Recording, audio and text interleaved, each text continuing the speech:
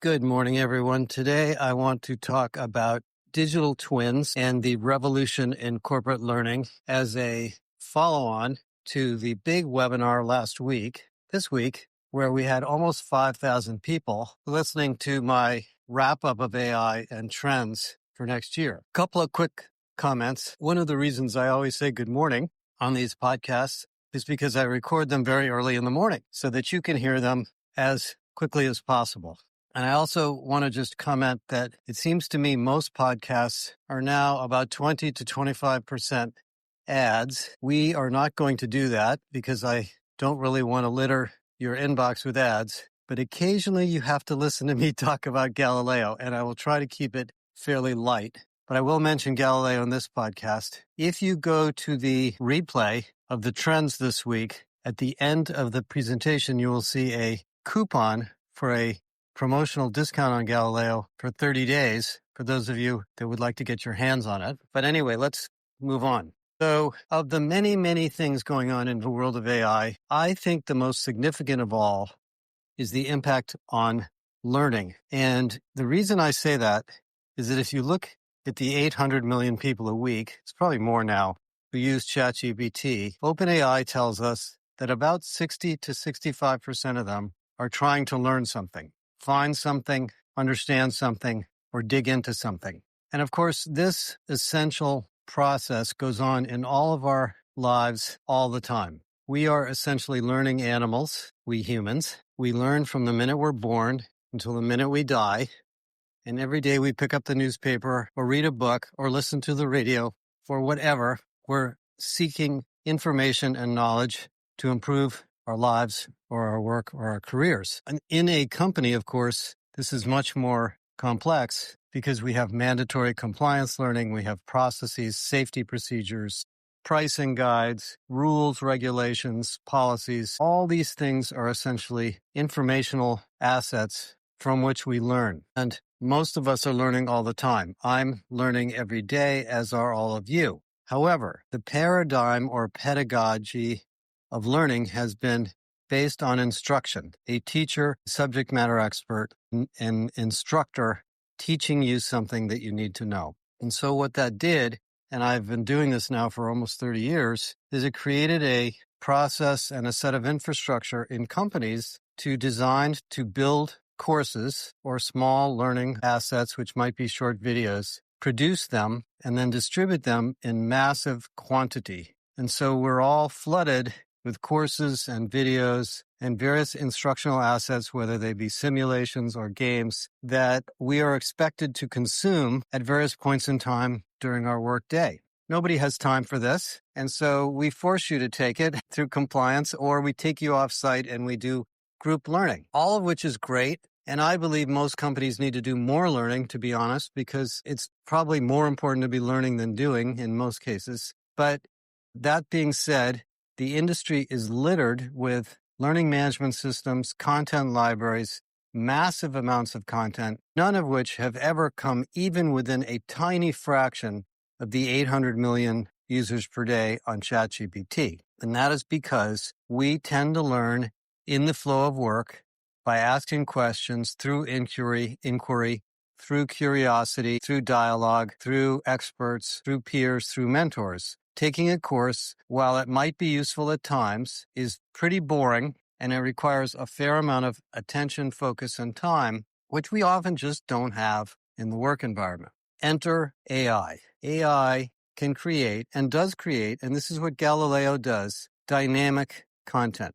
You can put a document or process or video or audio into the AI platform like Galileo, and it will create a course, a video, a podcast, a simulation, a game, whatever you want it to create.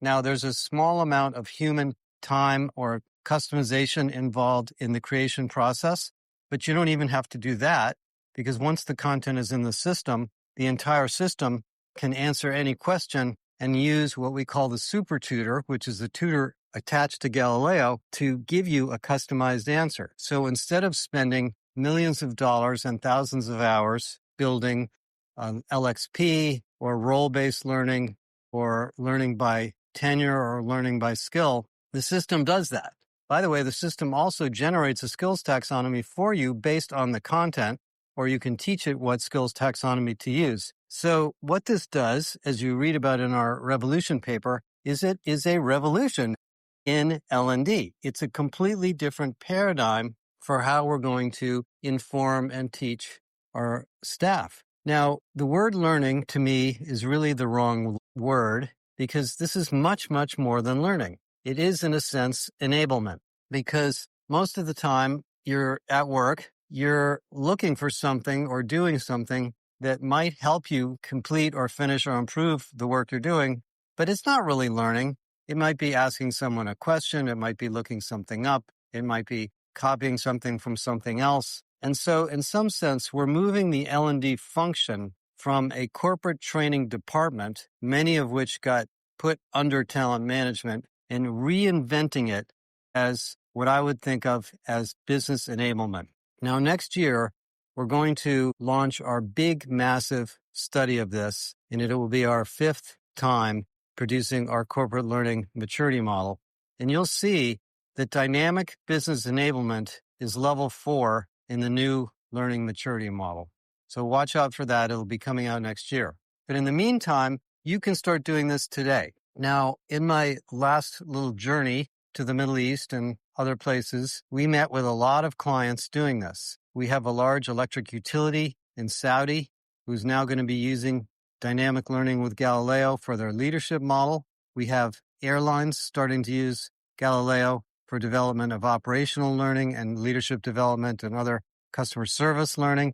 This is going to take place in every industry and every company. And those of you that are in the L&D function or have L&D groups in your company, those groups are going to go through a massive transformation. We've now implemented AI native learning at one of our large insurance clients, at one of our large pharmaceutical clients, and others. And what you find is almost 50% of the staff in L&D can be repurposed to do other work. They don't need to go away. They can work on performance consulting. They can work on needs analysis. They can consult with the business. They can turn into business partners, etc. So this is a really, really big opportunity for 2026. And I'll be writing more about it and giving you more context in the predictions report that'll come out in about 6 weeks. Now, the second manifestation or implementation of this type of technology is the digital twin. And the reason I bring up the digital twin now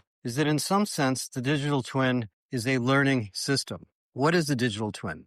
Well, if you read the article that I discussed a few weeks ago, you can take videos, audios, emails, meeting recordings, and any other artifacts that come from an individual person and put them into an AI, and it turns into a digital representation of that person. We use a digital twin technology from a company called Vivin that essentially takes all of the emails, meetings, and documents from each of our employees, around 45 to 50 people, and allows us to ask other people questions on any topic, even if they're not there, and it will get you up-to-date information based on their emails, calendars, documents, and meetings. For example, what is the status of the contract with so-and-so?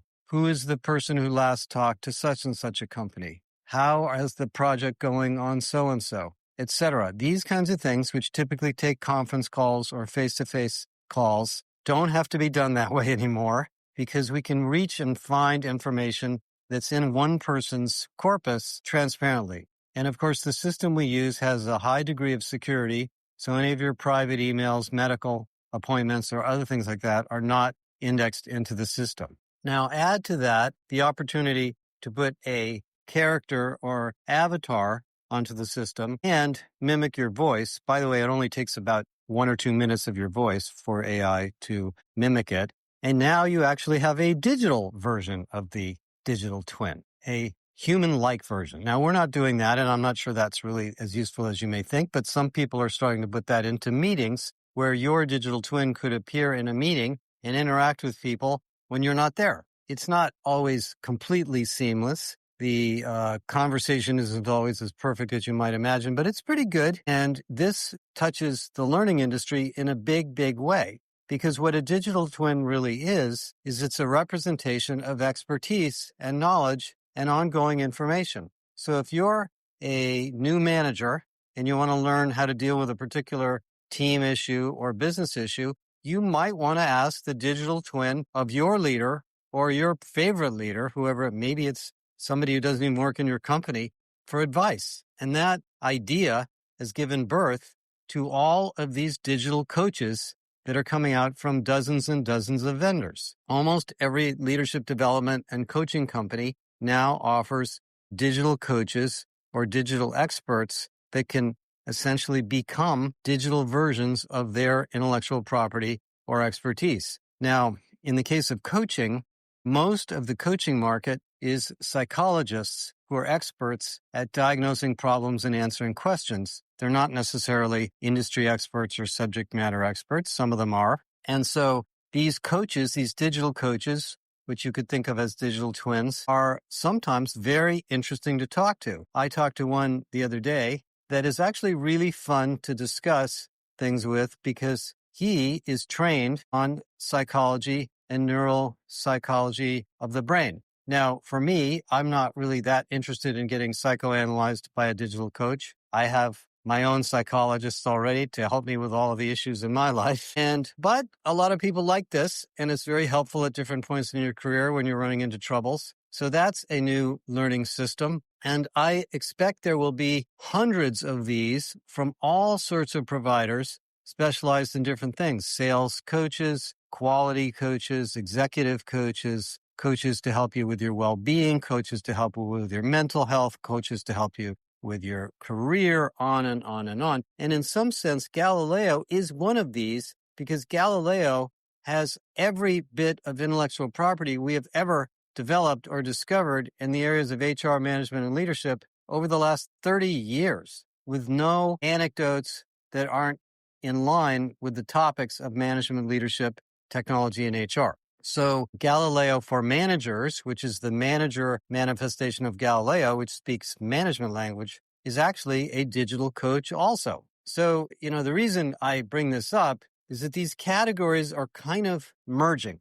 The digital twin that we use from Vivin is extremely good for operational stuff. I use it almost every day to get the status or find a contract or identify a client issue that I don't have time to reach out and talk to somebody about. And it has not yet turned into a coaching agent, but it certainly could. And vice versa, I suppose companies that sell digital coaches could offer the technology for digital twins. So a year from now, when we're talking about the end of 2026, I think we're going to have a lot of these technologies in our work environment. And if I were Microsoft and Zoom and Google trying to sell into the corporate productivity market, I would put a toolkit to do this right into their platform so that you could do this yourself with the intellectual property you have in your own company. So let me tell you a little story about learning and digital coaches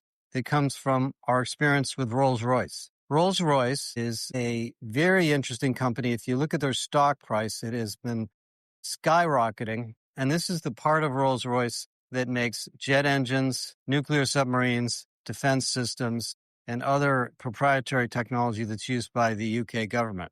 They're an engineering powerhouse.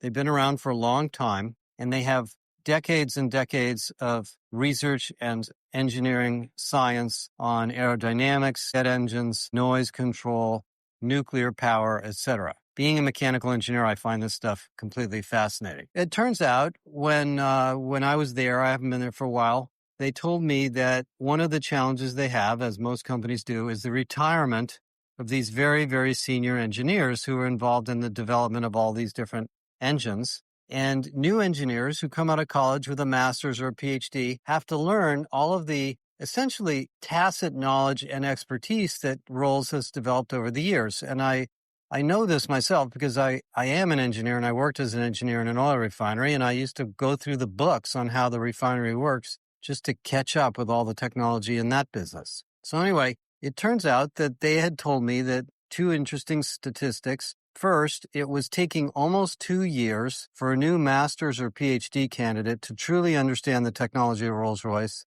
to really contribute in a major way to the engineering expertise. Second, A repair engineer or a service engineer would have to take 200 to 300 years of research and education to understand all of the issues in all of the Rolls-Royce engines around the world. And these things are flying our airplanes, so they do have to be repaired. So in a sense, when you have a plane that needs repair and you call Rolls-Royce, they've got to figure out the model and particular year of the engine you have, probably the very engine itself, and dispatch someone who knows how to fix that particular device. By the way, I had exactly the same scenario from British Telecom many years ago. They have the same problem with the phone system, as do many, many, many companies. Think about Tesla, think about your car, all sorts of things that need to be fixed and engineered. So what you can do at Rolls-Royce and what they're working on, I haven't talked to them most recently, but they have been working on this, is to digitize these massive knowledge databases that they have. They have a lot of AI expertise internally so that they can build digital learning experiences for new engineers and repair people to get the information they need. Now, you can imagine what this would be like. I walk up to a jet engine or a telephone system that I don't quite understand because I maybe wasn't trained on that particular feature or model. I take a photo. The photo understands what model and year it is. It goes into the database and says, okay, I'm ready to answer your questions. You now can have a dialogue with this learning digital expert to ask it questions and understand what you need. It could send you digital diagrams or photos and teach you how to solve the problem. That is a miraculous solution. Think about it at McDonald's. Think about it in your sales organization. Think about it in your customer service organization. Think about it in your repair organization. Think about it in your management team at Starbucks, wherever you are. This type of technology has enormous potential in companies. And I told Sana, and I've also told Workday, that the business opportunity they have in digital learning in all of these directions may be bigger than the revenue they're making in human capital management. Now, I don't think Workday totally understands that or is focused in that direction yet, but the potential to digitize knowledge, tacit knowledge, individual knowledge, personal knowledge, technical knowledge, and make it available to employees and workers and supply chain partners and resellers and business partners is so massive, I can't even possibly compute it. I know that the formal training industry of sort of traditional training is around 350 to 400 billion today. But I have to believe this bigger space, and I'm not going to call it knowledge management, it's more than that, is probably 2 to 3 times that, maybe even bigger. This is sitting in your lap as an HR professional. You can get your hands on Galileo, which we now sell as the agent and the learning packaged together into the Galileo suite, and you can literally start building this type of solution in an hour and have it available within a day, because Galileo includes all the tools to develop and author and load content into the system, as well as the deployment tools of delivering the content in courses or delivering the content through agents. It's really spectacular. For those of you in L&D, you really have no choice but to get involved in this technology.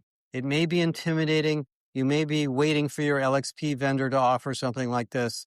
You might be scratching your head whether this is embedded in your LMS. I would venture to say the answer is no. This is a new breed of technology. It is very disruptive to LMS vendors and LXP vendors. They may have some features that are capable of doing these things, but they will likely not have the AI native capabilities to do all the things I mentioned earlier. And for those of you that are in the productivity area and thinking about employee experience and employee self-service, think about this idea of the digital twin, because what we've been advising clients to do is they build out new business systems and new learning systems for their various workforce segments is to simply record subject matter experts talking about domains or business practices or policies or strategies or tricks and tips they have learned to create content dynamically. Because what happens in an AI native learning system like Galileo is every piece of content is connected to everything else. So if you want to know the best tip for handling a particular situation, you don't need to find the course on that thing. You can go to the super tutor and ask it a question, and it will find that content and give you the answer in the context of your question and in the context of the other material you have. Which means, by the way, that if you're using Galileo Learn to build your leadership academy or your sales academy or whatever it may be, you can use the 750 courses that we've already created on management, leadership, hiring, pay, rewards, goal setting, etc., in your content library for your leadership academy as well. And that's a really massive offering that we're providing to the market, and we hope many of you will take advantage of it. Now, I first cut my teeth on corporate training back in 1998 when I got into this whole domain, and I've been interested in it and fascinated by it ever since. I really believe this is a renaissance, a rebirth, a redefinition, a revolution of this whole space. And we are really excited to work with you. We can talk to you as individuals. We have a Chief Learning Officer Council that we're running. If any of you would like to be involved in peer-to-peer discussions of this, if you'd like to see Galileo, of course, we'll show it to you. But my suggestion is you just go out there and get it and start using it, and you'll experience what a digital twin and AI native learning and enablement is really all about. Stay tuned for my predictions coming out early next year. And we have a big body of research coming out in another couple of weeks on the paradoxes of being a CHRO. And I'm really excited to talk about that in the next week or two. Thanks, everybody. Have a great weekend.